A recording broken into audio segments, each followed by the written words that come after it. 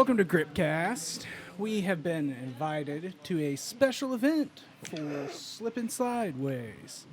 We are currently at a drift event. Intermission in the Quote, comms. But, hey, I'm Corey Jeter, a.k.a. Penguin Guy. And today we've got Alex with Slippin' Sidewayz and Justin. Justin. Justin is one of the judges for today. Mm-hmm. So, Alex, tell us a little bit about Slippin' Sidewayz since it's the first time we've had it on the podcast here. Well, we originally started with Roy and Grip Stars, and then we broke off and started a little drift company, basically, the same way Grip Stars does. We just run events out here about every month, every other month or so. Okay. I've been branching out to Clarksville a little bit, a couple tracks in Georgia, a little bit more next year. So y'all have built it up to a point where you've got a little competition series going, and we haven't done our own competition yet. This is the Clarksville comp. So okay. It's just round 2 from the DK Clarksville comp today. And then, we got our open drift tomorrow. Okay. And y'all have got kind of, what's an average price range for y'all doing a drift day? About $150 a day About to $150? register. Mm-hmm. And then, tire cost is quite more significant than that. Yeah. And this being basically it's a Clarksville comp, so normally it's your Clarksville regulars coming down here. So you also have a little bit of a travel expense because you're roughly about 3.5 hours to 4 hours away from Clarksville, Tennessee. Yeah. So you have to add that cost in as well. But I think for the experience you're getting in the competition and having judges here that are here to help you and say, hey, go a little wider here, go a little more narrow here. I think it's really beneficial to any drifter to run a competition. Okay, so y'all are, during the competition, y'all are giving them feedback notes of, hey, this is what we're kind of judging you on, what you're doing, what you're not doing, what we'd like to see more of. So you do that during practice. Uh-huh. During the competition, you're kind of on your own. Okay. But if you were to have, like today, we were running 2 brackets. In between the 2 brackets, you can give some feedback. But yeah, during the competition itself, it's a little bit more strict, and you can't really help people out as much as you can when it's a little bit open-ended practice. Fair. So how does one judge a drift event? We have inner and outer zones. We have another thing called touch and go. Here today, we did just outer zones, and you want to fill the zone with the back of your car. Also, if you have an inner zone, you want the front of your car to be close to the inner zone while maintaining drift throughout the entire track. So when you're saying front and rear, you're talking about the tire itself or like the bumper or what section of the car? Bumpers. Yeah, bumpers, okay, basically. Yeah. Tire is a good gauge. If you kind of tire and bumper, really. I mean, you kind of could tell when a back of a car is in the zones. Normally they're painted. Today we had cones laid out. But yeah, basically, like if you had a wall, it could be 2 foot off the wall where the where the line is. Yeah, the line is, and then you have like the start of the zone, the end of the zone, and you just want to put your car up in that zone. Okay. Yeah, it doesn't necessarily have to be a tire. I mean, like I drive a big, huge car. If one with a big ass donk. Yeah, you got a boat.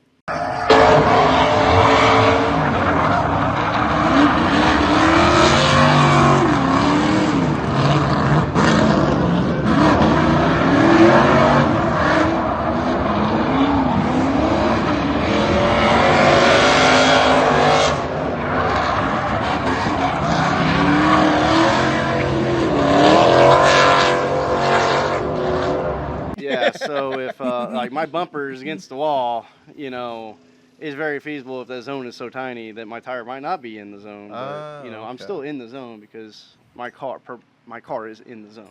Okay, yeah. So it's just placement more or less. That's something like when you watch FD, they don't really explain any of that. They're just like, hey, this is what it is. Hey, he's doing awesome. He's doing okay. It's like, yeah, it can be real quick if you don't know all the technical aspects. And I mean, if you actually read the rule book, you could get very lost very quick, especially every year they change stuff. So yeah, the rule books are pretty thick, honestly, even for some of the entry level stuff. Like they're like Bible thick, or they're like gunsmith thick.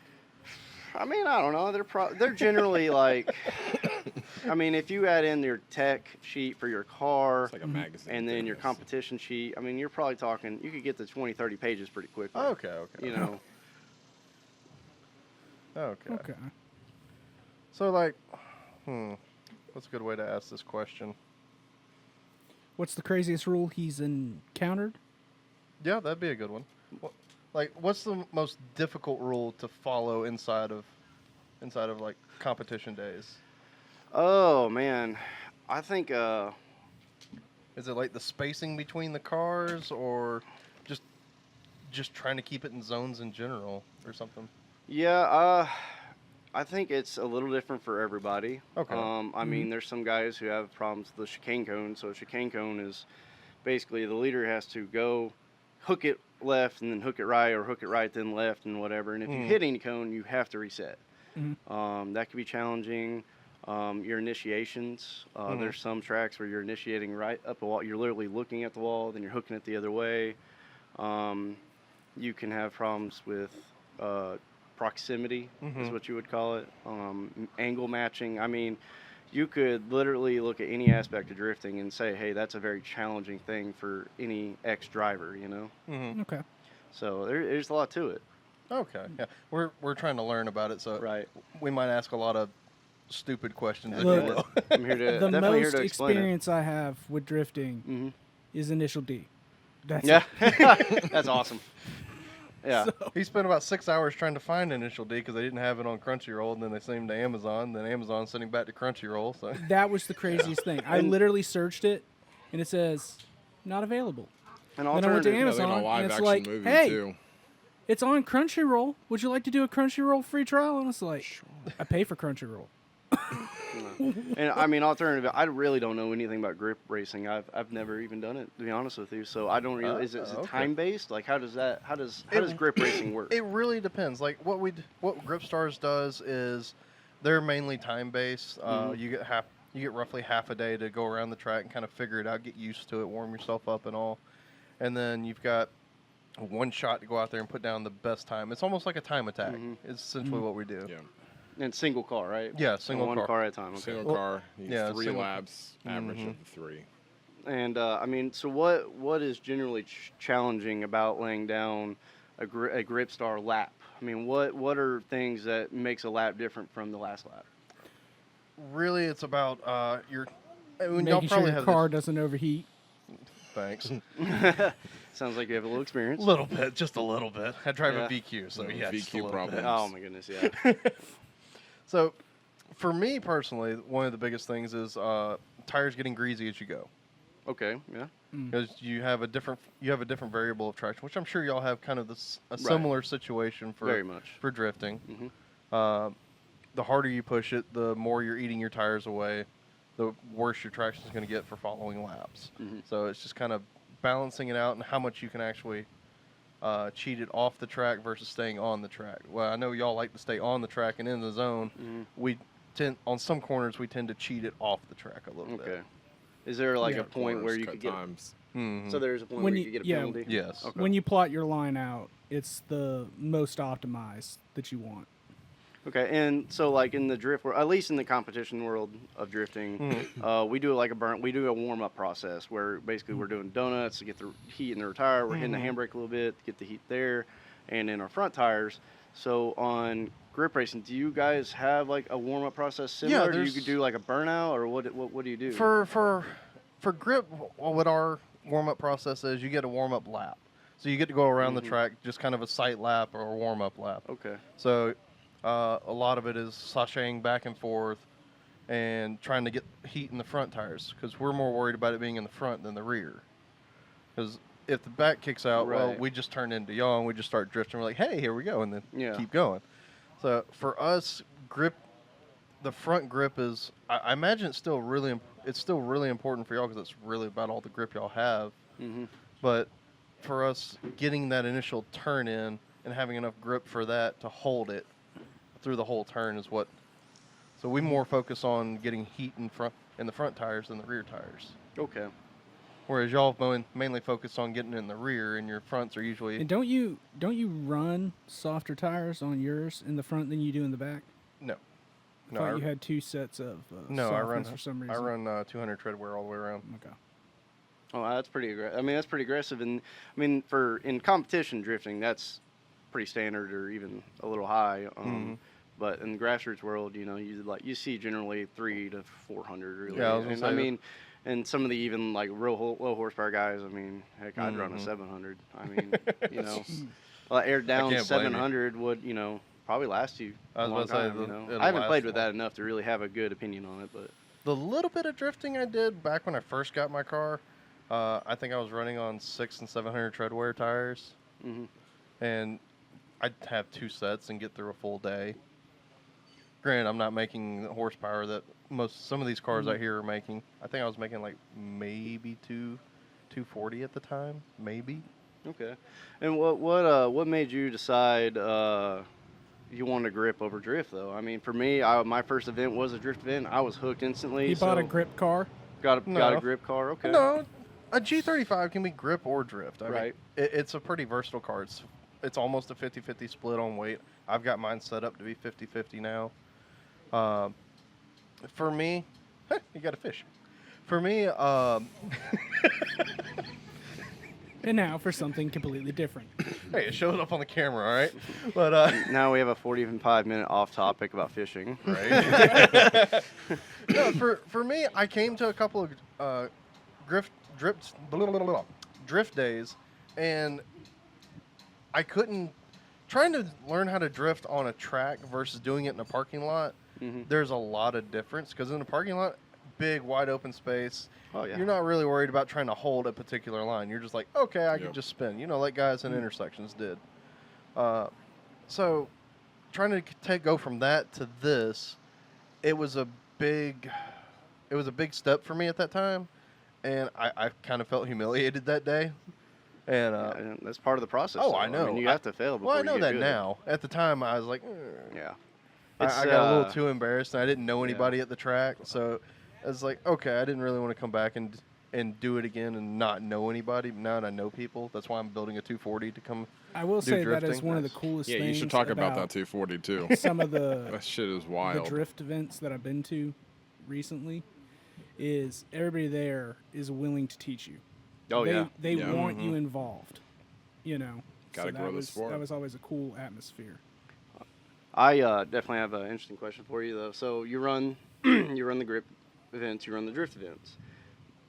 Which one tends to have a little bit of a better turnout, and which one's like easier to run? Like what? And what Well, the I mean, drift is unpredictable. The drift it is definitely is because unpredictable. a lot of people worry about broken cars and everything. The grip is very consistent, and it's Okay. consistently a lot of the same people too, Mm-hmm. which is a good thing. But then again, it's also It's getting not stagnant, so not good really because growing. it's the same people over and over again. So it'd be nice to have some new faces, just some variation. And that is what's good about the drift days. Like every event, there's people that haven't been here before. And it's just new people every time, and it just keeps more and more. What this might be controversial, but which style do you see better cars and better built cars? I don't know these grip cars. So are these guys like the crazy Camaros that you see doing autocross, or No. are these Not really. No. Most of them are just Miatas. driving cars. Yeah, Miatas. Yeah, you definitely see more built cars. Yeah, Drifting, in the for drifting. sure. Okay. For as far as grassroots goes, yeah. Yeah. And I mean, I don't know if that is just the cost of entry to have a good drift car versus a good grip car, because I mean, I think is it by consistency? It's by consistency of your last Kari, lap. how many cars does your car comprised of? Well, that would be basically the same as drift cars, where you're making up one car of like 15 different cars. There you It go. ends up happening. But grip seems to be a little bit, in my opinion, grip seems to be a little bit easier entry as far as It overall is. associated cost and kind of just ease of entry, as in it's easier to get into and stay with. Because yes, you're still putting your car through hell. I mean, you're putting it on a track and you're driving it as hard as you can, but you're not as likely to break things. You're not consuming tires as quick. Tires tend to be the biggest cost for drifting, I found, when I was trying to do it. That's Blown actually engines. that's kind of what kept me from doing it as much. I actually had to go around to a couple of local tire shops and make deals with them so I could get their used tires and start using those for drift days. and it just got to where they didn't have as many tires anymore, and so it's like Yeah, I don't it think got expensive for me. I don't think some of those tire shops either quite understand. I don't feel like they're in the business to make money, and Yes. so they don't fully understand that we're out here just trying to have fun, I guess. So it feels a little easy to like, hey, I've got a pair of used tires and they'll last you like 2 laps. Yep. Yeah, those are gonna be like $150, $170. It's like what?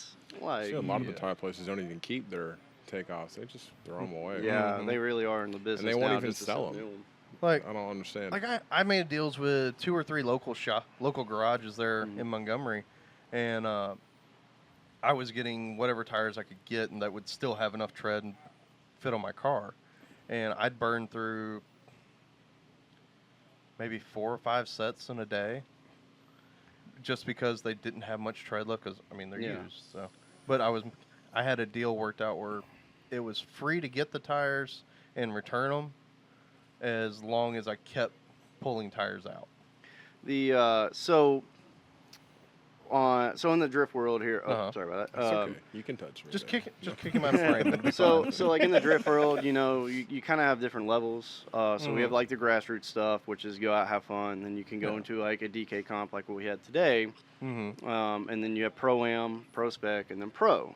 So in the grip world, what's the tiers? Like if I come out here and I start getting really good at being consistent and gripping my car up, and like where do I go to get to the next level of competition? It's really your CCA. Yeah, SCCA. SCA, okay. What is the other one? ASA. Yeah, ASA. Yep.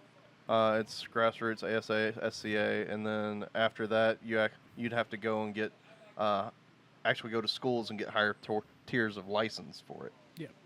So where like, if I was based out of here, Mid Pond, this is where I did all my grip driving. Where would I go next? Barber. Is that like Atlanta, Barber? Barbers, Atlanta Motor Little Speedway, Talladega. Little Talladega. Okay.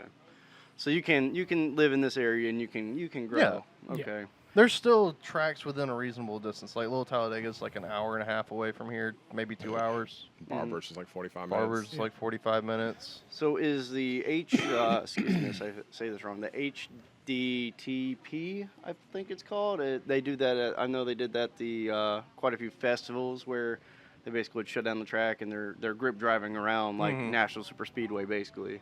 I think they did that at IA this year, and yeah, so like what I'm talking about is like the full built race cars. They have all the aero package and all that. Is that the same sport, or is that something different? Do you know? That's more similar to what we're doing here at Grip Stars as a time attack. Once you go to SCA or what was the other one? ASA. ASA. Okay. Once you go to SCA and ASA, your multiple cars are on the track at one time. Right. So it's actual Gotcha. door-to-door competition. To me, yeah, I was about to Versus- say it feels like the natural progression from just time attack grip is road. Yeah. So Everything I've seen was on road courses, and Yeah. I mean, absolutely nasty Oh, cars. yes, I mean, they've basically full carbon Yeah. bodies and humongous wings and stuff like that. Yep. I mean, They've can only got the imagine. wangs. Can only imagine the G forces they feel when they're going down or up hills and stuff like that. I want to feel it. I want to get in one so bad. Oh my I'd god, just they like are to ride. terrifying, man. Like to do. Yeah, I just want to ride on They one. are Like, terrifying. Don't put me behind the wheel. Very few of them have passenger seats Yeah. That's because fair. they are Yeah. Most of them are purpose-built time attack cars that they don't Right. want a passenger. They just Yeah. want the lightness. Well, I mean, they probably have those cars set up to Okay. probably ounces. Yes. In the corner, you know. Yes, they do. So I mean, yeah, I mean, you'd feel passenger like crazy. Mm-hmm. In the drift car, honestly, I mean, I don't feel like I feel any passengers. Some people say until- they do, and some people say they don't. At Guess about it depends if you're rolling 4 deep in a car versus 2. Oh, yeah, that's true. Well, my car is being 2-seater. I mean, I think about 250 pounds is where I start feeling the difference. Anything under that, I genuinely don't feel it. Yeah, it's and I know what you mean because like in my G for grip, as long as my passenger's under 150, 160 pounds, I don't know they're there, and that's not a whole lot of passengers. But anything over that, yeah, it's noticeable going through the turns of, okay, we got a little extra going over here. So I know what you mean. I just didn't know how much it showed up in drift cars. I know some people. I feel like it helps sometimes. Yeah, Yeah, some I people say really it helps. could, Some people yeah. say it doesn't. The so like over in the grip world, like like you got your you're doing the drift week here in was it October? September. Next Sept- 1 month. No, okay, 1 month from now. Mm-hmm. Where basically we have a whole week of drifting where we go to track to track. Track is we have. Is there a similarity to that in the grip world as well? There's similarities to it in the grip world. I believe there's other grassroots groups doing it. As far as I know, Grip Stars has not done one Mm-hmm. like that. They do a competition. They do a series through the whole year instead of a. They don't have just a week of it. It would be nice, but I don't think a lot of the competitors that participate from Grip Stars would be able to do that. Probably not. They would have to stick to a weekend type deal for them, I believe. Yeah, a lot of people for Grip Stars is it's their first foray into any racing, and Yeah. so it's, hey, I can come out and I can do this, and I can do it without spending a massive amount of money. So, Yeah. Yeah, like, I don't even have to buy tires to come do grip days. Really? No. Like, really at all. Like, Yeah. I'll go through a whole day on them, sliding around here and there still. Mhm. Drive home and still be fine. Yeah, I Use guess- 'em. Yeah, it's like I do one set of tires a season, Yeah. Ah, I wish. Right. and I'm running. Golly, I That's wish. an hour. I'm running Toyota Proxy R888Rs, so they don't last long. Yeah, I run the Kinda. Right now I'm running Kindas, but also use Velinos and I've used GT radials, and they all last different amounts of time. But I Mhm. mean, the big thing for us in the drift world, I will always stick to it. I'll die on the hill, but always have Heat cycle. drift. No, just have drift specific tires. Mhm. I just, if you're really low horsepower and you're just doing grassroots and you're out here for a fun day, Yeah. okay, but I think there is a certain point where you reach in your driving level where if you're not on drift specific tires, you're actually hurting yourself. And I mean, I'll makes die a on that hill. difference. I'm For totally cool with that. It It makes a helps out a big lot with difference. consistency. I would Right, consistency is huge, man. I mean, how are you supposed to know if it's you or the car if the car's changing constantly? And I'm sure it's the same exact thing for say. you guys. Yes. God, yes. Yeah, tire compound makes a big difference. Oh yeah. Mhm. Like, I ran cheap accelerators for the longest time, and I put some 651s on it one time, and it said, holy shit. Yeah. There's a world of difference. everybody's running Ironmans. Yeah. Iron Man's for the win. The Walmart special. I mean, Ironmans have a decent reputation in the drift world. They get used more than you think they do. Yeah, Oh, they yeah. have a decent reputation. Oh yeah. I have no personal experience with them, I haven't used them either. so I really can't say anything about them other than that. I mean, they lasted a while when I was doing it. It was the Yeah. only set of tires I actually paid for. So. I have some friends that really like them, that stick by them. So I haven't personally used them. I mean, they're fairly cheap. Yeah. I think it comes down to you start using a tire, you just get used to it too. Yeah. Yeah. I when I'm shopping for my tires, Do you prefer like grippier tires or like slicker tires? Depends on your power, really. yeah. I think it depends on Okay. what kind of power you run. Well, normally if I want more grip out of my particular car, it being it's a '74 Monte Carlo, so it's got a Uh-huh. solid rear axle. Mhm. I'm always running one tire size, and I'll just start letting air out, in the rear. If I'm like at a competition and I'm really trying to push those bounds, normally what I'll do is I'll do a lap, I'll let 2 pounds out, do a lap, let 2 pounds out, and then when I get to a point where I can't break traction anymore, then I know I need to go back 4 pounds up, and then that's where I have found my personal success. I'm sure there's way better ways to do it, but I found that's what you're gonna compromise one lap because you're gonna try to drift and it won't drift because it's so gripped up. Yeah. So once you go back up 4 pounds, you're like it generally is about perfect right there. Now the problem is keeping that 4 pounds because your heat is going up and down, Yeah. up and down. It's so. going to change as you drive. Do y'all worry about? I know some people say they live and die by heat cycling a set of tires. Yeah, I mean, it's very beneficial. Sometimes I don't think it's very practical. No. So, like, LS Fest is coming up here in like 2 weeks, and I've got 12 sets of Kindas ready to go. Well, I mean, Are you gonna go pre-heat cycle them or? I'm not. I'm going to stick them on there, and I'm going to run them because you could call it laziness, or you Uh-huh. could say, you know, it's. I particularly in the Kenda, I didn't feel a huge difference between the heat cycle tire and a not heat cycle tire for a competition. Uh-huh. However, I did notice that if you did heat cycle them and let them sit for 24 hours, Yeah. they would last even longer. They last long already, Yeah. but they would last even longer because now that chemical compound is So instead of getting changed, like 10, essentially. so instead of getting like maybe 5 to 10 laps out of it, you're getting almost 20 laps out of it. Yeah, I mean, it's a pair of Kendas on my particular car, I mean, Uh-huh. I could already get 10, 15, if not more. You know, it Okay. also depends on the track, you Yeah. know. Some tracks are kinder to tires than others. Yeah. But I mean, I've had a pair of Kendas last me 30 odd laps, you know, but Okay. it may have like drizzled a little bit that morning or something like that, you Uh-huh. know. There's no finite number on any kind of tire. There's brings- so many outside elements that Uh-huh. could wear a tire more or less. Uh-huh. I don't think there's any, you know, right or wrong answer. When you say this guy lasts longer than this guy, it just depends on everything, you know. Okay. Yeah, that brings up another point when you mentioned drizzle. So some days, do y'all prefer like dry tracks or wet tracks? I mean, if you are trying to have Y'all a, pay to get in? Yes. Yeah, okay, cool. if Don't forget to pay Izzy. Izzy will hunt you down. Yeah, Izzy will hunt you in. We're so They'll slow find all of you. that we're just kind of going to do like a one credit. So just hold on to it, bring it back next time you come, and then you'll just get it free. Because, sorry, it's slow. No, you're good. Thank you, Izzy. Did anyone else pay to get in? I don't remember all these people. There's a Pete car?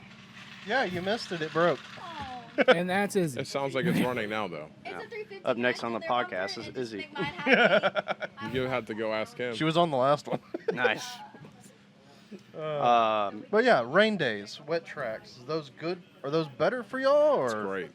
It's interesting. I think it's a really great way It's terrible to. for us. I don't hate them. I don't like them. I don't hate them and I don't like them. Uh-huh.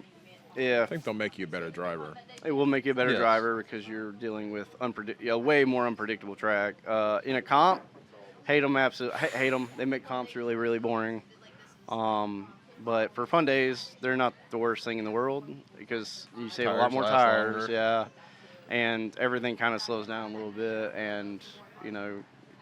You don't have to worry about people going like, "Oh, you're going so slow today." Well, yeah, it's raining. I know the feeling. It's nice to go to a event. It rains a little bit, and you can kind of just Mm-hmm. slow down, you know, and not. I'm really hard on myself 24/7 when I drive. So I know the feeling. You know, trying to get better and better and better. You know. So, for like an entry vehicle, for say drifting, lower horsepower is better, or go ahead and get something that's like 400 horse out the box. Well, the 400 out of the box is definitely going to be budget dependent. If you can.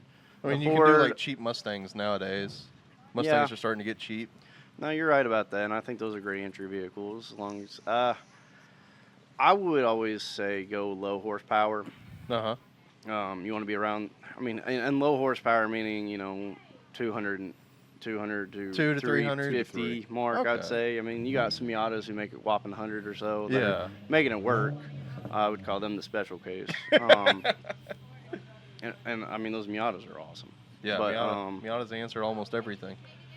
Your 350Z basically is the perfect entry car nowadays. It seems like everybody's got that answer, and I would always recommend those cars, just the lower horsepower cars, because at least when you get into drifting, you're not Uh-huh. blowing the tires right off the car and going, why am I doing this? You know, where you put a pair of tires in there, you go out there, you have a good day, you might go through Yeah. a pair, maybe, Mm-hmm. and you'd be like, you know what, this is fun, and then when you build into that high horsepower car, you already know that's going to happen, Okay. versus showing up with a high horsepower car, you blow them off, and You're not like, really learning "Man, anything other than how to I'm do a burnout. Right. The Okay. cost is so high just to get into it. You're like, I don't know if this is for me or not, because they can turn you off real quick. If, Oh, yeah. if you feel like this is an extremely expensive sport, and you're not going to want to do it. Yeah, that's what kind of barred me out of it to begin with, and now that I've been in kind of the grip world, I've figured out, okay, I can go this, and this option's a little bit cheaper to do and make it actually more affordable to do it that way. That's why I went and got a 240 and I built it a little bit, and man. Yeah, but your 240 is not going to be cheap on tires. No, my 240 is not. Yeah, Why don't you tell him what you got in your Okay. 240? Your what do you got in Viper this 240. Your Nissan, So your Nissan I'll show you pictures SRT10. of it. So what I've done is I've actually gone and gotten I traded a toilet for a 240. And Toilet? I traded a toilet? used toilet. I do plumbing for a living. I traded a used toilet for a 240. That's nice. And scroll through the to the bottom here, where the actual pictures are. I have stuck a Viper motor out of a Gen 1 Viper in it, the motor and trans, and I've put a full roll cage in it. You're Is welcome that- to look through as many pictures as you want on there of it. Is that? It's not Photoshop? That is not No, Photoshop. It's not It's real. Photoshop. That is not Photoshop. That is legit. It is sitting in my garage right now. Where'd you get a Viper motor? I've also got a nitrous kit for it. So if I didn't have enough power to begin with, I'll definitely have enough. I think you have more than enough now, especially for that car. It's about 300 pounds. Like, you're going to have to lighter. figure out how to get grip. The great part is, the Viper motor actually weighs 60 pounds less than the engine that was in the chassis. Wow. The trans kind of makes up for the weight, but that's more the center of the car, so whatever. Right. This man is baffled over here. Dude. I didn't believe it either. Like, I've been posting all of it on my Instagram and trying to keep people posted on what I'm doing with it.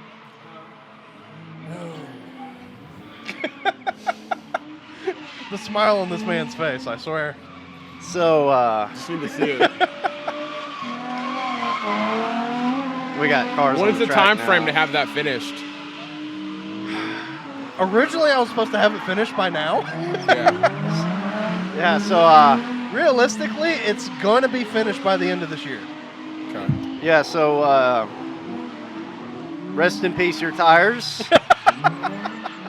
Oh, stock up. man. I'm gonna have to probably run like 315s in the back just to keep any sort of traction. Yeah. Oh, I I'd say mean, at least 295s probably. 285s. Yeah, I mean, probably. good throttle control could do a lot for you. Okay.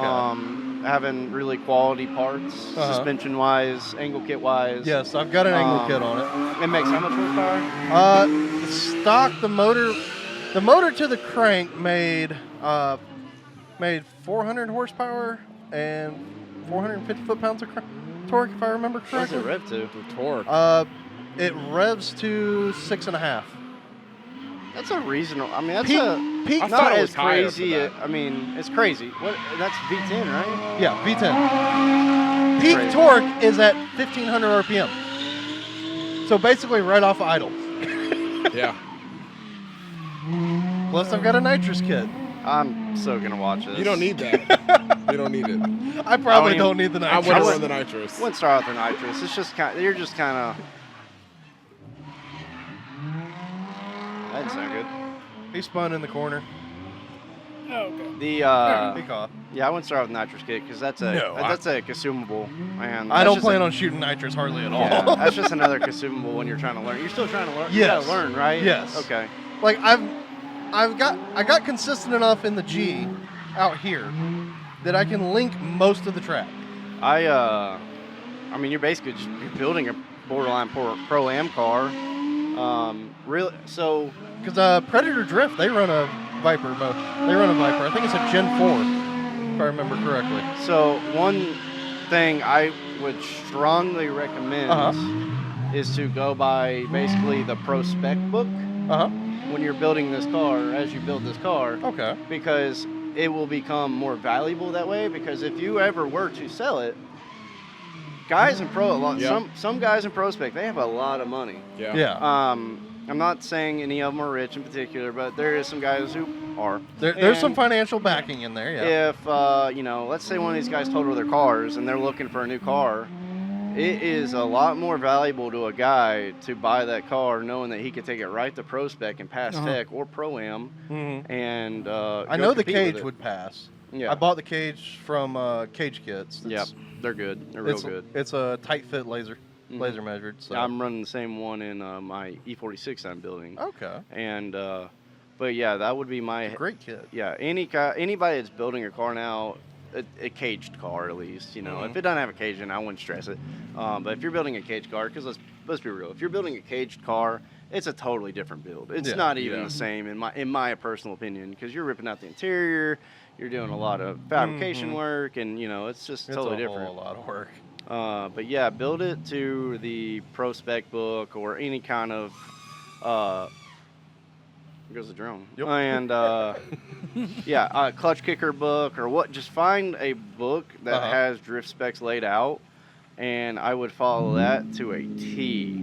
Okay. Because let's say you get into drifting, you fall in love, head over heels, which already sounds like you have. Yeah, keep your And- fuel lines underneath the car Mhm. and so forth, sort of things. So when you do decide to go pro-am, Uh-huh. your car's ready. Okay. You know what I mean? Now you don't have to go, I want to go to Pro-Am. Oh, man, you know, like my case, I welded my door shut. They gave me a pass. I talked to them pre-hand and stuff like that. Uh-huh. But you're not supposed to have welded shut doors at Pro-Am. Okay. So that could have bit me in the butt. You know what I mean? Your goal is, I mean, fire suppression systems are kind of expensive. Your goal is when you decide you want to go Safety's kind Pro-Am. of key, so. Yeah, I mean, and I do suggest putting a fire suppression system in your car, but let's be real, they're expensive. Yes. You know, if that's the only thing stopping you from going Pro-Am, then you built a great car. Okay. You know what I mean? I'm just saying, like, think about where that car might go even without you. Okay. God You know, help me. I'm I still hope I never surprised sell Pro a he car. spec found car's an got a engine. good resale value.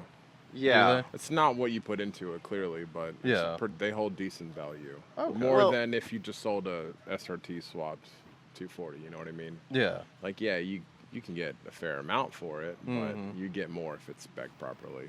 Well, I mean, and just like a pro spec, you know, in the competition days now, you know, if a guy looks at a car like, man, this is an amazing car, but if I bought that to go where I want to go with it, I have to redo half the car. Yeah. Then you no. know you're like, I don't want to spend that much money on the car. It's great, but it's got the Viper motor in it. But I have to do half of it over again, you know. Mm-hmm. Versus, you know, if you go, hey man, this thing's already past pro spec, you know, tech. Cool, I could buy this and go next year. Yeah. So if somebody gets past the grassroots level and wants to go to pro spec, what kind of entry barrier are they kind of looking at? Well, it'd be Pro-Am. Or So, Pro-Am, I'm Pro-Am. Okay. Entry barrier, your car. Car. Your car. I mean, you know, basically Pro-Am cars now are pro spec cars, and pro spec cars are $80,000 to $100,000 cars. Okay, You can, okay. you know, you have guys who are really, really talented who can get in there with a lower cost of entry. Uh-huh. But still, I mean, your car is the biggest thing you got to have, and then you got to have your crew. You got to have a guy who spots you. So it's not like a NASCAR spotter either. You got a guy who's basically watching your lap. Hey, you weren't deep enough here. Basically, what we were doing judging earlier. Okay. Basically saying, hey, you weren't deep enough here. Hey, you need to work on proximity here, and you need to do this here. Okay. So and- they're basically giving you the feedback in between sessions. And Right. In Okay. between laps. In between laps. Yeah, you get radios and you talk to them as you go, you know. Okay. And he will also, a very critical thing for a spotter to do is to watch other cars and be like, hey, he has a slow entry. Hey, he's very shallow here. So now I know to predict that and take advantage of that when we're doing competitions. Okay. So it kind of gives you you can get some feedback on, hey, this is your opponent's weakness on what they can and can't do. Okay. Yeah, and he might, it could go the other way. You know, hey, he's going to kill you right here. He's going to take off on you, and there's nothing you can do about it. So try to do whatever you can to minimize that. Okay. But yeah, you got to have a great mechanic with you at all times. You got to have basically a whole car inside your trailer of parts. You know, I mean, backup. I carry a backup ECU. I carry a backup harness. I carry. So basically, at that point, you have to have the car you're running plus enough material to make the same car. Yeah, and all the tools to back that. Yeah. Okay. I take a welder. I take everything I could possibly take to these competitions. I mean, so, you know, you're basically going from grassroots where you can show up, have fun, to you need to not only have a fantastic car, but you have to have a fantastic team and everything backing you. And then by gosh, you do talk about travel, Airbnbs, and all that. Uh-huh. You know, it's a huge jump to go from grassroots to pro-am. It's the best jump you'll ever make because you learn a lot, and you learn a lot. I mean, it's really cool. It's a cool jump. Okay. It's just really expensive and really hard. And, Yeah. But when you're ready, you know you're ready. Yeah, it ends up being the same way for grip racing. Mhm. Is going from grassroots to going into one of the specs. It's the travel adds up. You have to have a team just about it. You probably don't. You need to carry enough parts to rebuild another car, but I don't think you necessarily would have to worry about it as much. Mm-hmm. Well, no, you might have to because you're running more laps and longer endurance on the car. And you're getting faster and faster as you Yep. go, right? Yeah. So, and is that groups? Is there groups in that? Yes, you get specced based on like what class you fit in, and each class will kind of top out at a certain speed or a certain time zone. So you end up you can be at one group and one track. In some series, you can get bumped to another one based on what times you're kind of making. So I mean, and was it A, B, C, D, or yeah, 1, 2, rough. 3? Yeah, kind of. It varies from who's running it. But there's like all the sponsors and stuff. They're looking at that top group, right? Yeah, they're looking at the top one. Yeah. If you end up in the lower ones, some sponsors will probably give you a pass if you get bumped down a couple of times or don't make the main event or something, and other ones are like, nope, we gotta get a reimbursement out of this. So are you guys building this 240 together, and do you guys do grip together, or you guys That just is do podcast his project. together? We do the podcast together. The grip car and the drift car are just kind of my little pet projects that I like to do. They're my paycheck eaters. Belt. Yep. Belt. We've lived on ramen for college. We can live on ramen afterwards. All right. Yeah, it's okay as long as you got a race car, right? Pretty much, I can sleep in that. So are you do you have a grip car as well, or? I do not know. Okay. I'm still paying off my car. Yeah. He's taking the Belt. smart route. Listen, He's paying his main car off and then going to something else. I have made a promise to myself that whatever car I buy next, I'm going to try and pay outright for. That way I can put it on a track or whatever, but I want to get this car paid off right now. That way, I don't have any bills coming out. I can put back money towards the car that I want. Yeah. See, I wish I was that smart. Yeah, me too. I just kind of dived in. Got car payments a and little still too trying Yeah. to build cars. That hurts. hard. So, Alex, how'd you find your way to motorsports, anyways? Yeah. Man, like, Like, I've what- always I've never been heard the into story it, from you. like, Huh? I've always played racing games as a kid, and I just fucking loved it. And then Uh-huh. I bought a car that could go to the track, and then bam, I just went to the track. Was one it day. this track? It Like, was here. This It is was your like first 2 years place? ago. Yeah. Wow. Okay. We decided it wasn't even just coming to an event. Like, we just did an event. Like, Uh-huh. threw an event, hosted an event, first one, and then the wife liked it, the kids liked it, so we just kept going from there. And then it turned into drift because it started out as grip Right. stuff, and then changed the car around, and then decided to do drift. And Yeah, then, it's like a completely Yeah. different setup to go from drift to grip. But now we have two. Now I can have one for drift and for grip. Yeah, it's true. Well, really more, but two. It'd be cool to do like a side by side, like where you have like half the track grip, half the track drift, and I don't know how you would have a competition with that, but I'm sure you guys have thought about that before. Yeah. So Roy, the one who mostly does pretty much all of the GripStar stuff. I've stepped back from that. He's had an idea that we should do time lapse for a drift also, like full drift laps timed to stack up against It would the grip labs. You'd be surprised how close in times they really are, though. Honestly, Yeah, I mean, Like, with it being a most nice people small out track here- like this. averaging 44 to 46 seconds around the track. There's a couple people out here that do drift laps at 46 seconds. So I mean, but I that don't know. does bring up a good question. Is it faster to grip this corner or to drift this corner? and to mix and match as you Funny drive thing you through. say that. It's, Hold on, wait. Do we That's like half do we and half. actually have an answer for this? Yes. Because I'd like everybody just to guess. For you have the answer? Yes. Okay. On this track, yeah, You don't there have is the an answer. answer. It's just a question I propose because I mean, Okay. like, What do you- if you want the fastest lap, right? Mhm. Say you're going through a corner, and it just so happens that it's faster to drift through that corner, but the next corner you're going through, it's faster to grip. It is like that on here. Okay. A lot of them you Because can your get your through goal quicker if you is to slide have it. the shortest time, right? Yes. So That would is you the goal. not mix and match your style? Right. So, what do you think it would be? Grip or drift? I think it depends. I really do. He's going middle line.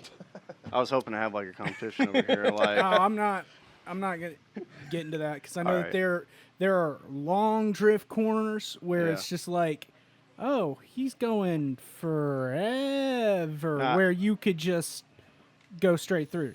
I do. I mean, I'm sure it depends on how you break up the track or whatever. But I mean, I think it might be drifting with a On this track it really. is. I think if you had a really badass drift car and a really, I don't know, but if you had a badass grip car though, I don't know. What do you got? So, currently, based off of the days I've been out here and I've timed some people drifting around the track.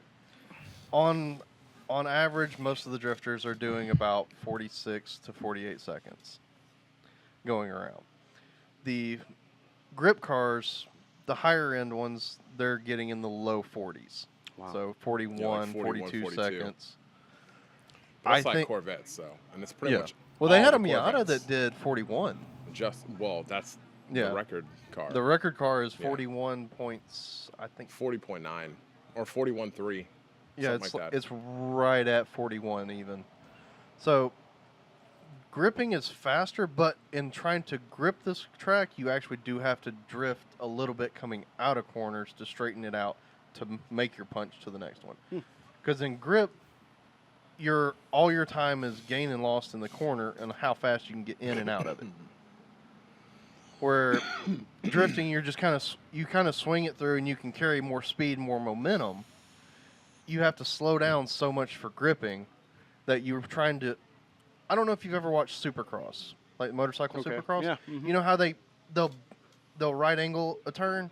That's essentially what they're trying to do out here at Mid Pond because the turns are so tight.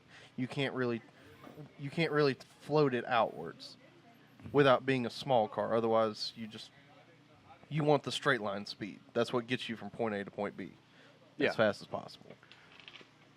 So you kind of have to drift the exit of the turn. You drift going into it, grip in the middle, drift going out of it. And that gets you the fastest laps out here. Unless you're a Miata. Unless you're a Unless Miata. you're a Miata. Those Miatas. And then Foot just down all the the way. ultimate car. Yeah. You don't even In need case to brake in anybody's those cars out watching, here. buy a Miata. You won't regret it. unless you they're just cool. like horsepower, then yeah, you will. I do think there's like a weird experience with Miatas. I don't know why, but whenever they got the top, I've rode with some rode in some drift Miatas Uh-huh. that had their top off and stuff like that, and I will say I do think it's a little bit more fun than anything else. I mean, Yeah, I that almost was- would rather ride one of those if than I like remember a crazy correctly, the horsepower guy See, car. I that can't fit in one of designed it those, so I wouldn't know. designed it to be a fun car. That was his Yeah. whole goal when making that car. He wanted a fun little sportster. I think it's always entertaining. I've never actually been over there to see it, but I've seen pictures that the Miata is, it's a really small car to us over here. But if you go Yeah. across the world, that's It's actually a big car. Yeah, it's average to big. Yeah, I always thought that was interesting about them, It's Tighter like the roads, what is it? smaller The cars. K trucks. Yeah.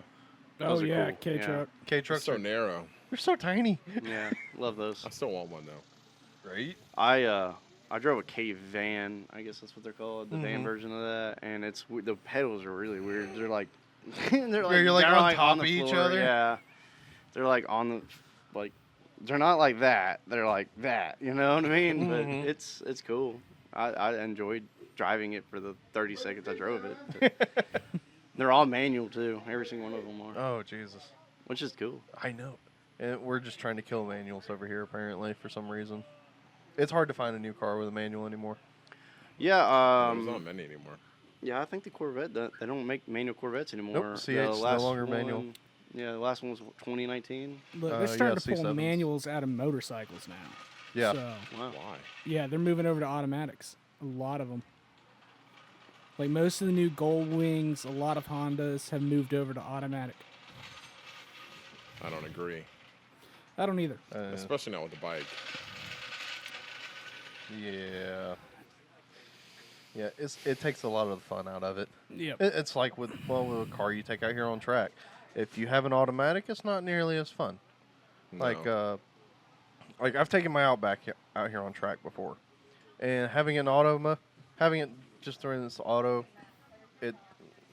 you take a lot of the fun out of it. You can put it in the semi-manual mode where you got the paddle shifters. It makes it a little more fun. Yeah, It's a little bit better. But then that's what a lot of the supercars and hypercars and so forth are. Is they're the paddle shifters, or even your bigger. I think the C8's paddle shifter as well. Yeah. So. I would still drive the crap out of one though. Oh, You know right. what I mean? Like, give me a Corvette, I'll drive it. I don't care what Corvette it is.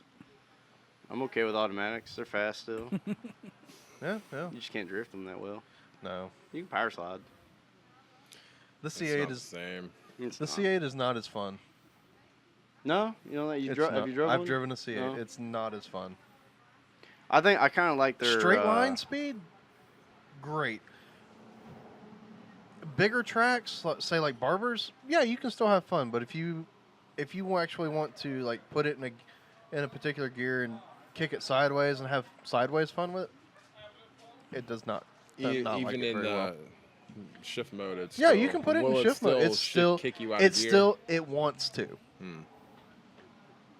There's a, if I remember correctly, there's a way you can lock it out of doing that. Like you can go into like the paddle mode, and then there's another. I think you push it over again. Like you can pull it down in the paddle mode, and then you can push it over again. I think for paddle.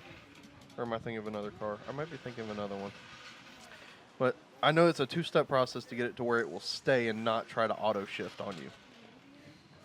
their interiors are like designed off like It's jets, right? Yeah, it's driver oriented.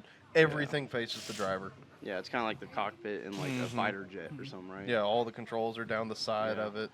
I Lean that- towards the driver just about it. They're cool. I think they're beautiful cars. They're Gorgeous cars. yeah. Yep. It's a car I'll never own. It's almost like Can't drive 'em. the newer Mustangs. fit in 'em. They're starting to get more Fucking sucks. oriented towards the driver as well. But they just have a lot more electronics than the C8s. Yeah, those newer ones, not the brand new ones, but like I don't know what a generation. I guess a generation older now is becoming a really hot drift car in the days now because The new gen, I think, is what it is. It's like the early 2000s version. Isn't that one? Is that the one you're talking about? Or are you talking about the ones for like 2010 up? I think they're like more like the 2015 to 2020. They're called the S550, Okay, yeah. and the one that what is it called? RTR. RTR. Yeah, they drive those, and you know a lot of people are really going to those because it's a $20,000 car. You put a handbrake in it, and now you have a pretty awesome car that drifts and has air conditioning. And I'm not gonna lie, I think that's a flex. Having air conditioning. If you have a Yes, drift man. car with air It's so great conditioning, having it. I'm envy of you. I you used to know. love that about my G. It used to have AC. See, that's And then why I we like blew mine. I still got the AC. Then I blew a motor, and when we swapped the motor, somebody said yoink. Yeah. I've never had a car with AC, and I probably won't ever. I did recently get I was just, a cooling shirt. yeah, I was about to ask. Um, Did you get the cool suit? Yeah, How are mine those? wasn't necessarily that brand, but mine's a different brand. But it's the same. They're all the same, really. It's a cooler with ice in it that pumps water through a shirt. And Do those work pretty well? Because I've thought about getting one. so, like mine, I kind of cheaped out on mine a little bit. I can't blame you. They're freaking it's- expensive. Yeah, they they're are really expensive as hell. they're Yep. in my opinion a little more expensive than they should be for a cooler with a pump. Uh, But I get the shirt. The shirt makes sense why it's expensive. With mine, if you have it really, really locked down with ice, it could cool you a little bit. Your skin's cool to the touch, uh-huh. but you personally don't you don't feel any cooler. You just don't feel any hotter. Okay, so you don't feel like you're sitting there boiling alive. Yeah, you just feel like you're standing almost in like just normal air, I guess. I don't know how to describe it, but you're not hot, Uh-huh.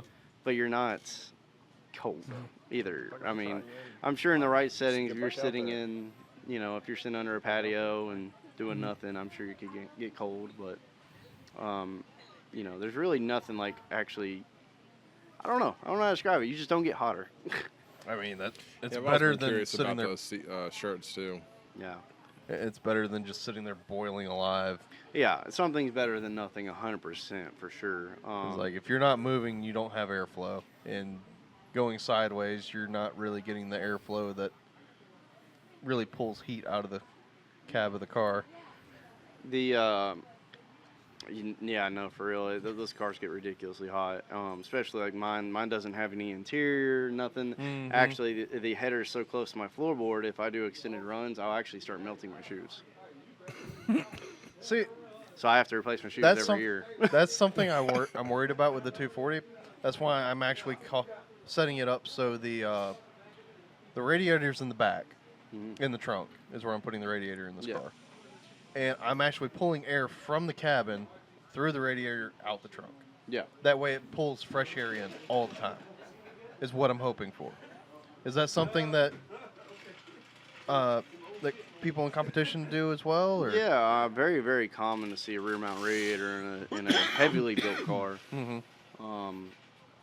Some key points on that. I'm not super familiar with all that, but I do know they like to put a water pump in the back, Okay. like an electric water pump, maybe on top of an engine-mounted water pump. I'm not entirely sure about those systems. No experience. I'm actually gonna be doing one myself. Okay.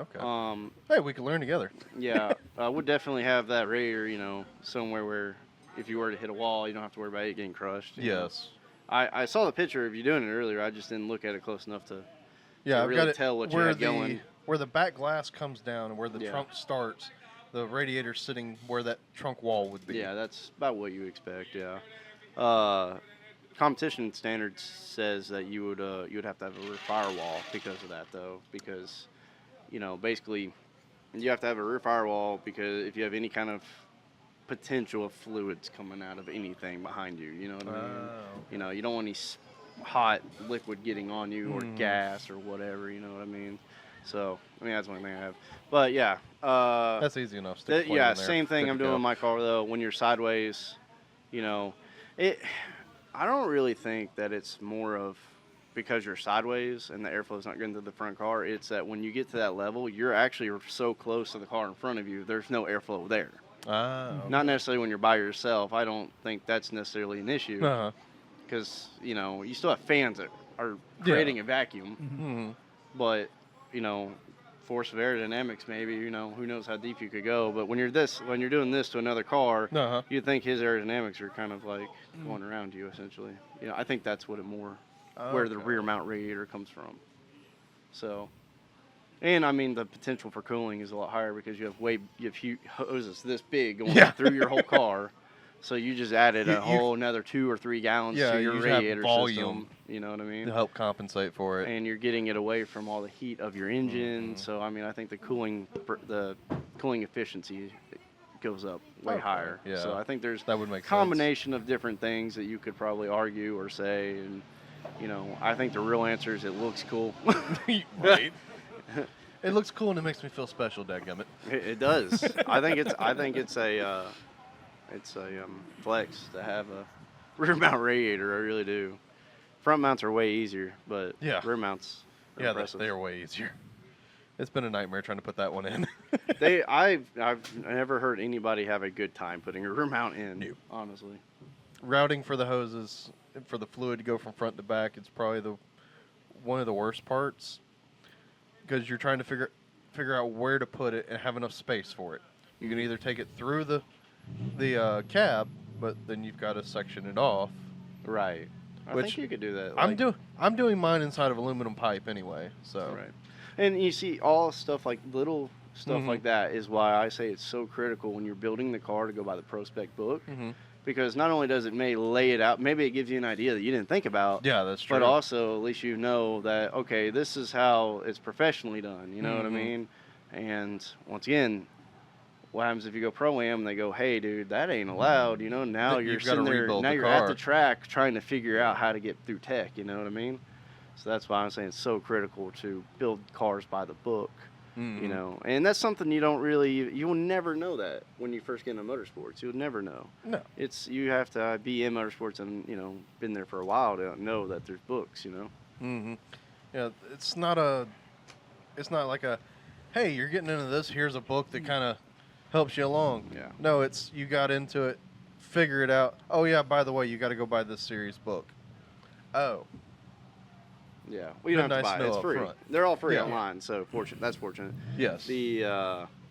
I mean, you could. I mean, if you get into drifting and not buy a car, but just come out to the events and you start making friends, and then get into drifting, I think you're gonna have a huge leap. You know what I mean? Like, Yeah, be leaps and bounds. I mean, in the drift world, you could come in and become friends with pro drivers, and then they'll just help you right on out. You know what I mean? They already know all the answers. Yeah, it's a helpful. It's know? the same thing with grip. It's a helpful world, most anywhere, except on competition day. Then it's like, you know, fuck you.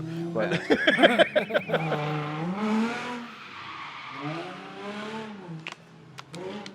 There you go.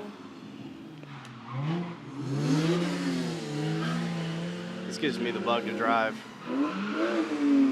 yeah, Look, I think he'll let you drive a car. Try to go drive. I'm okay. I don't need it. I don't need it. I'm particular about my helmet too. I like to wear my helmet. I don't I blame feel you. like You that's didn't bring it. everybody. Yeah, that's that's- everybody though. Like I know they have loaner helmets here, but Yeah. I don't know how many sweaty heads have been in those helmets. a lot. A lot.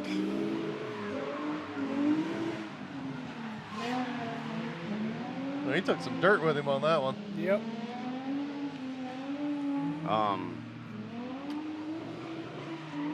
Well, guys, I'm probably gonna go ahead and hop up here and All right. Yeah.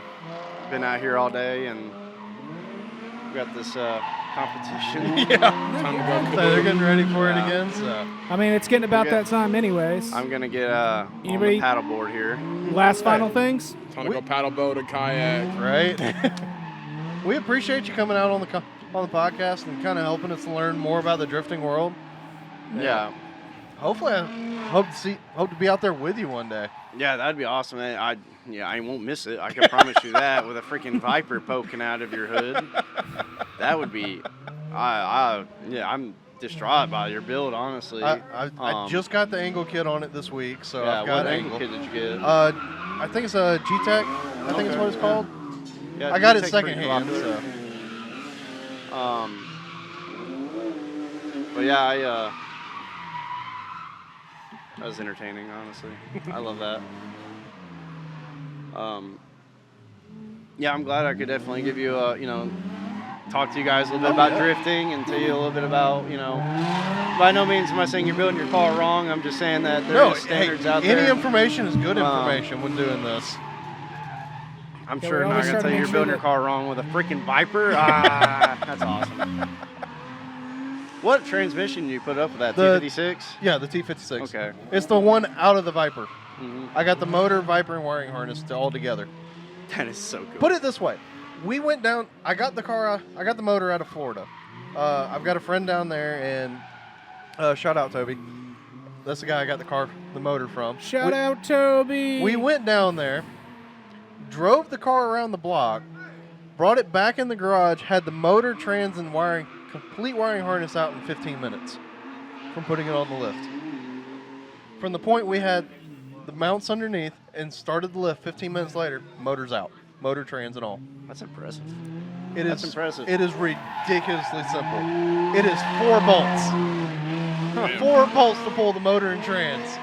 And it was in a Viper? Yep.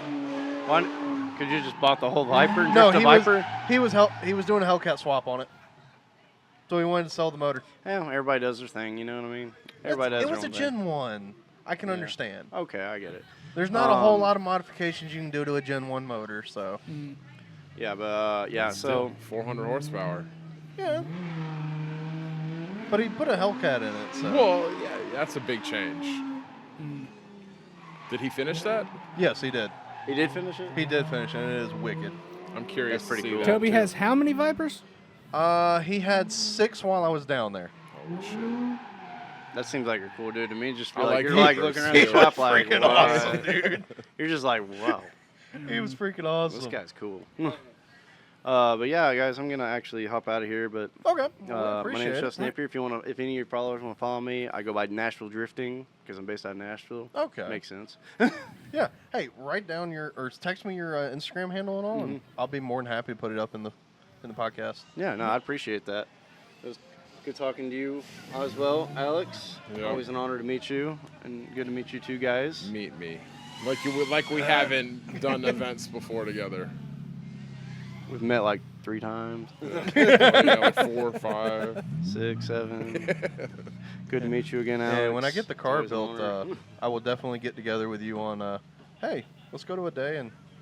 Yeah, are you based out of here? Mm-hmm. Okay. Yeah, I am very much due to come back and drift this track, honestly. With the clutch kickers coming back, I think that might be that's going to be interesting. Yeah, So- I was talking I'm with not saying Ken that about One I of the might great come to things it. about Mid-Pond is that it's affordable.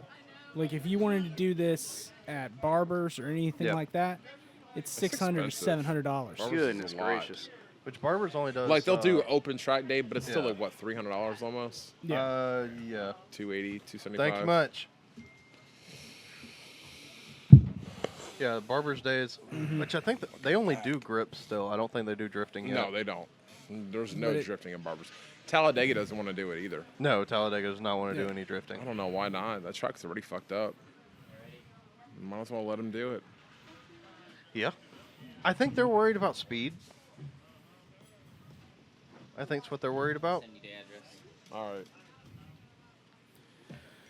Because it is kind of a higher speed track. Yeah, it is. I mean, there's definitely spots you can go in at 100. Yeah, I'd say. Fucking pull e-brakes and go. So there's a spots I kid hit out 100. here. The guy that runs the Mid-Pond website, Andrew Smith. Yeah. He's got a purple fox body, and he'll hit 80 on the back straight. Oh, I don't doubt it. Here, If you got enough power, yeah. it's fucking crazy. Yeah, Like you I can- think he's faster than Josh. Oh, in his wow. Corvette.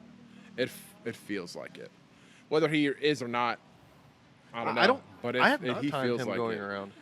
he's not out here like that much. I know. So it's he's got a coyote swap fox body. And I think so, it's yeah. nasty. It's crazy. I went for a ride with him, and that was the scariest fucking ride ever. But it was great at the same time. Like, seeing what people do here is crazy. And knowing they go to bigger tracks and do way more Yeah, with it. right. Like, I can't, in my mind, go 80 and pull a handbrake into that corner, into that back Into corner. that back stretch one over Yeah. there? Oh, Jesus. Yeah. Because this is like full cliff sideways, off the end of backwards, that. coming into it. Man. Jesus. When he goes hard. Like, I know Tyler out of North Alabama. I forget exactly where he lives. He came down here in his silver Mustang. He's actually selling that Mustang right now. And coming out of the hairpin going into the backstretch, he'll do a 360 coming out of it and then continue down, do another 360, and then entry. It is fantastic. So Tyler or Taylor? I think it's Tyler. Oh. I think his name's Tyler. I might be getting it wrong. I'm sorry. Oh, we got Sorry. some video from our last drift day. Of him doing the Of 360s? not him, but someone else. Yeah, 350Z. Ah, Z. okay. Back straight did it twice, and then did one right here on the inside turn. Oh, damn. Yeah, like flicked it around, kicked it in, and kept going. Wow. Yeah, yeah, no shit. And That's that impressive tight-ass right little there. spot right Holy there, hell. Yeah, Can you No. send me that footage? Holy. Yeah, Jesus Emily's got Christ. it. Please. it's on our Instagram. Send me a copy of that and I will stick it in the Dude, it's podcast. 'Cause That's crazy. freaking impressive. All right. Any shout outs? Anything else you want to say? You want to tell us anything more about Slipping Sideways before we wrap Is up? there an Instagram, a Facebook that we can kind of Instagram, plug? Slipping Sideways, Facebook, same. Okay. We're gonna live stream our 4-day series next month, Okay. and that's Yeah. gonna have FD drivers here, so it's gonna be Ooh. a good one. That would be fantastic. All Like right. Justin will be here. Jonathan Hurst is supposed to be here. Connor O'Sullivan is Really? supposed to be here. Okay. A couple of people. couple of people, a couple of good, really good drivers. So we're getting some name brands out here now. Okay. Yeah, it's gonna be good.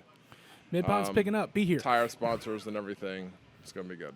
And then we got a whole concert lined up for Friday, Oh, sweet. like metal bands and hardcore bands. Okay. Four or five of them. Like, Oh, wow. It's a whole thing. Friday's gonna be a party. That's to what it say the sounds like. least. Jesus Christ. All right. Might have to take some time off work for this one. Yeah. Man, yeah, me too. Well, I have to. Yeah. All right. Yeah. Any last words? That's all I got at the moment. I don't really have anything else to add at the moment. All right. So, hey, we appreciate y'all hanging out with us and enjoying another good time. Hey, there's a tow car.